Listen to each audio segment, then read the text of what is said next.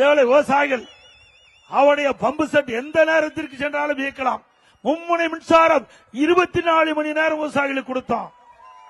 திமுக ஆட்சியில அதையும் மாற்றப்பட்டு விட்டது. இன்றைக்கு பகல்ல ஒரு குறிப்பிட்ட நேரம், இரவில் ஒரு குறிப்பிட்ட நேரம் ஷிப்ட் போட்டு இன்றைக்கு விவசாயிகளுக்கு மின்சாரத்தை இன்றைக்கு வழங்கிக் கொண்டிருக்கின்றார்கள்.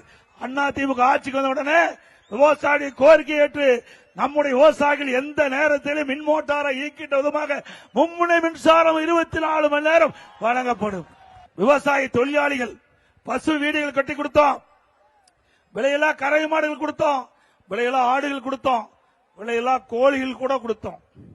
கிராமத்தில் இருக்கின்ற நம்முடைய தாய்மார்கள் பொருளாதார வளர்ச்சி பெற வேண்டும். இன்றைக்கு ஏழை எளிய ஒடுக்கப்பட்ட நசுக்கப்பட்ட அந்த சாமானிய மக்கள் பொருளாதாரம் ஈட்ட வேண்டும் என்று அண்ணா திமுக ஆட்சியில் இந்த திட்டத்தை எல்லாம் கொண்டு வந்து நிறைவேற்றினோம்.